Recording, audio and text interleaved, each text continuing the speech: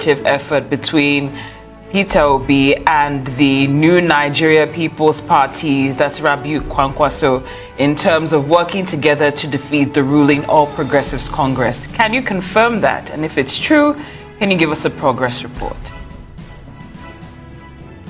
Well, all I can say at the moment is that some of us who have been midwifing this arrangement I'm talking, we are working very seriously.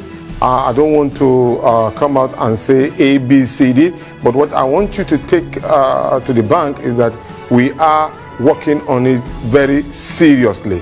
It's an idea that we've already seen on ground, and then we felt that those who are already on ground, for example, like Comrade Peter Obi, who is very much well grounded in the southern part of this country, need to work together with other people who are more also grounded in the northern part, especially Engineer Musa Rabiu Kwankwaso.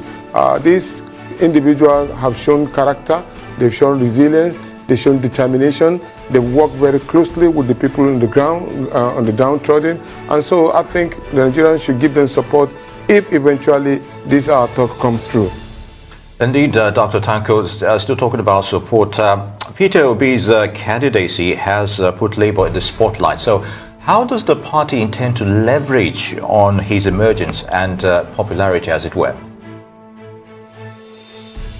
Well, I think as a candidate, he himself has sold himself and endeared himself to the minds of the Nigerian people, especially the Nigerian youth, i.e., besides his prudency as regard to how he is able to manage the resources of Anambra State, and then the way in which he relates very closely to the younger generation, especially those who are in schools. Remember, at a point in time, he virtually had all the full numbers of captains and leaders of students in their secondary school. They have access to him so that they can tell him what is going on within their domain. These are kind of a relationship that we want Nigerian leaders to have. Similarly too, when you see Engineer Musa Rabiu Kwankwaso, who has endeared himself so much to the educational line of the Nigerian people, especially people from the extraction of the north, in particularly Kano State. These are people who have shown capacity in leadership, who have shown that it is not about themselves, but the Nigerian project. So Peter Obi in itself is a Nigerian project. It's not a tribal project. It's not belonging to any religious or group of individuals, but a Nigerian project. And that is why majority of Nigerians are sold to this particular candidacy. And we are going to continue to work on it. And here, we want to encourage every Nigerian, especially the youth, to go and join the membership of the Labour Party and other political parties that are working with us in alliance, to ensure that they take part in the decision making of the party, because all of these challenges that we are having in our electoral system is because many people refuse to join the political party, or rather they will just wait until when we are given the worst of us to govern the best of us. And so we are saying now that the youth are awakening, they should go and join the Labour Party in the grassroots, because that's where the decision is being made. That is where thuggery is being done. That is where corruption and manipulation takes place. But when they are a member of the party and they can help in decision making, they will be able to challenge whoever is trying to navigate and manipulate their collective matrimony. And the time is now. Very well said. Now, when it comes to a running mate, what criteria is being used to select Peter Obi's running mate, and are there any names that you might be dropping at this time that could emerge as a running mate for him?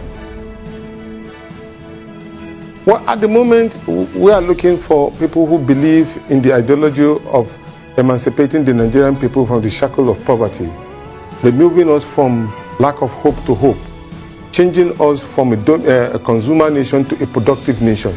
We want people who can lead us to change the narrative where our young ones should not be at home. Our naira to dollar should improve. The issue of petroleum and other natural resources should be transformed into strength for the people. And these are the kind of characters that we are looking for. Those who have the Nigerian people at heart, not their own domain, not people who believe that, okay, it must be me and my cronies. No, people who think Nigeria, who eat Nigeria, who smells Nigeria, who are able to think like, okay, let's look at how do we change our hopelessness to really reality of hope and making Nigeria a great nation that it deserves. These are the kind of characters that we're looking for. Not those people who always think about that, look, no, I belong to an ethnic group, or I belong to a religion, or I belong to a particular tribe. No, Nigeria first. And we must unite this country along east, north, west, and south. Take a look at it. Believe me, poverty doesn't know any of your tribe.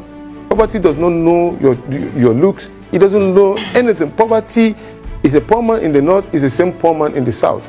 A poor man in the east is the same poor man in the west. And so what we want, we have a country that has the capacity to change the African continent into a very promising continent. And Nigeria can be pivotal to that. And then we believe also that when we have a good leader who can change our narrative from poverty level to a prospective nation, we can be the great nation that all of us aspire to. And when we have that, all of this issue of insecurity, all of this issue of people going into riot and demonstration, also going to strike and all, it will be a thing of a past. And then we believe that with the leadership of these gentlemen, if they come together, they can really put up a lot of strength, and the Nigerians will be happy for it.